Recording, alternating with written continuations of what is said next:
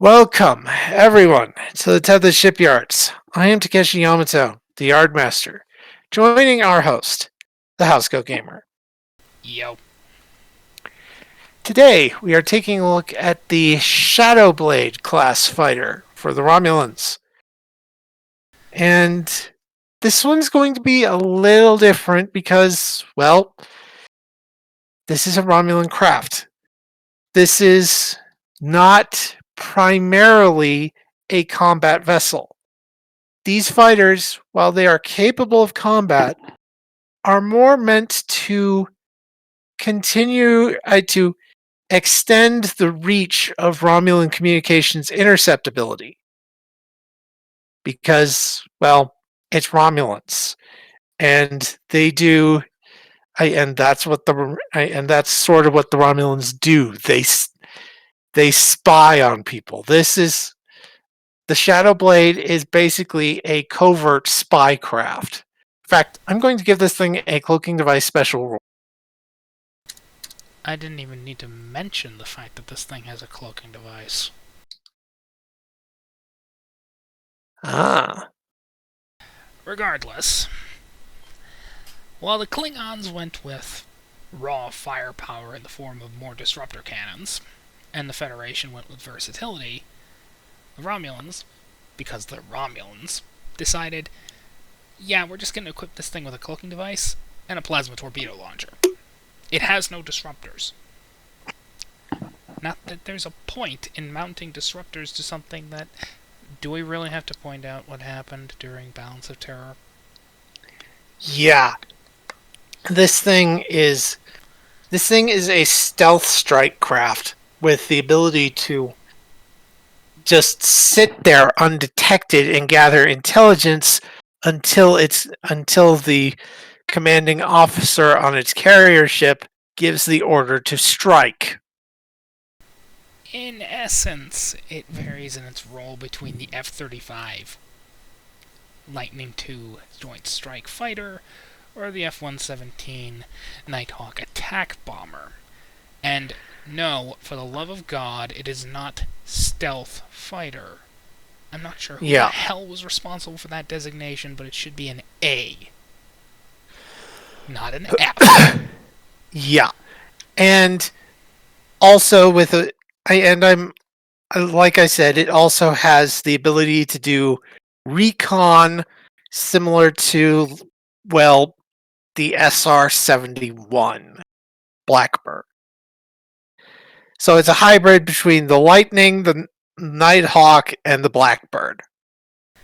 Regardless, these craft were assigned to a single class of vessel, the Tribune Escort Carrier, which in later years would be developed further into the Daleth class light battle cruiser. After all, you can see the general outline of the two. Yeah. Mostly because, while the Romulans didn't want to miss out on the fighter craze, fighters don't exactly fit into their doctrine. Yeah. As is kind of exemplified here. With our Praetorian Strike Group. Obviously, the Praetor would be sitting on this King Condor class battleship, escorted by some of the heaviest ships in the Romulan fleet, including 8 Centurion-class heavy cruisers, 10 Legion-class light cruisers. You can see it here. There's a lot of them. Yeah. And since all of them are equipped with cloaking devices, it really sucks to be everybody wanting to go up against this thing. Yeah. Patrol fleets might have smaller craft involved, but this is a heavy strike. This is a heavy strike group meant to have surrounding the Praetor as he himself leads them to war. This is not a patrol group. This is what you would get if you turned if you armed Air Force One and then surrounded it with a bunch of B-52s. And B-1Rs. Yeah. Because I happen to like the idea of the B-1 Lancer being equipped with a shit ton of airgrams. Because screw you, you're going to die. Yeah. So, yeah. This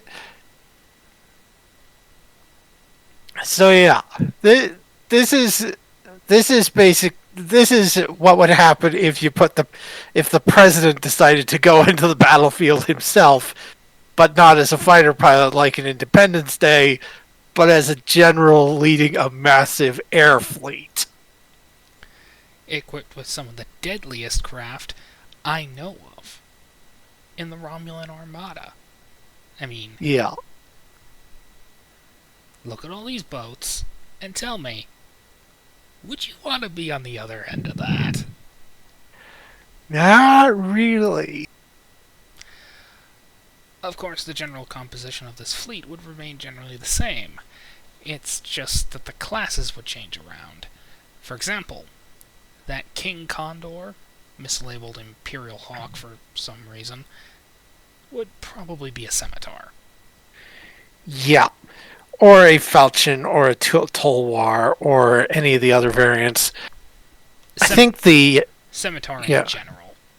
Yeah. And those Condors behind it, those would be double Ds.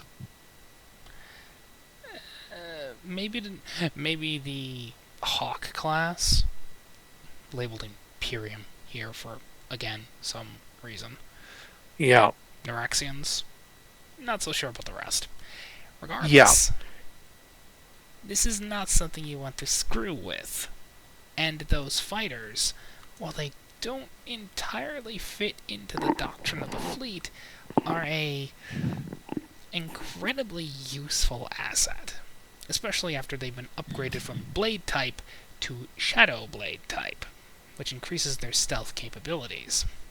Yes, the Shadow Blade is the variant that I stabbed.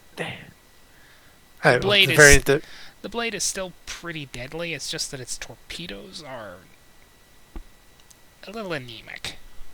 Yeah. Unlike the Shadow Blade.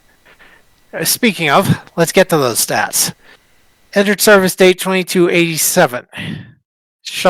Romulan shuttle. Again, shuttlecraft. Again.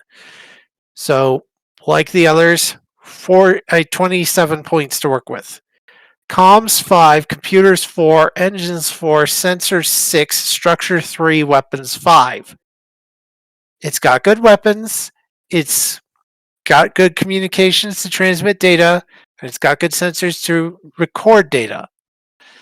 But it is fragile. This thing is... If it's spotted, this thing would probably... If it's spotted, this thing would evaporate in the first volley. Which is, again, why fighters don't really reappear in the Romulan fleet until the far more advanced Scorpion-class attack flyer, and even then, the Scorpion doesn't vary from that description very much. Its shielding is kind of pathetic, really. Yeah. Department values: Con 1, Security 1, Science 1. Again, have to put in a stop to the Romulan focus of sensory. I have to give a stop to the Romulan focus on... Let's see, how do they say that? Signals intelligence. Have to give a stop to that focus. Hence why it has a point in science. Weapons, all it has are plasma torpedoes, but these plasma torpedoes are hyper focused plasma torpedoes, also known as the Red Death torpedo. So these things, in addition to standard plasma torpedo stats, have high yield. They have high yield.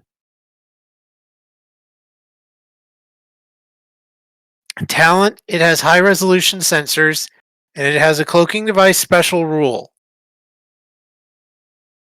And scale 1, resistance 1, shields 2, power 2. Descriptor trait, Romulan shuttle. And that would be the Romulan Shadow Blade. Nasty little thing. Yes. If it gets Nas- the Alpha Strike in. yeah. Otherwise, it's just a flying target. Yeah. It's a yeah. It's basically a flying. It's basically a mobile recon beacon as part of a wider intelligence acquisition network. But it can let loose a nasty alpha strike if it needs to. But if it's found, but if the enemy finds it, it's pretty much toast. Enjoy using it. Bye bye.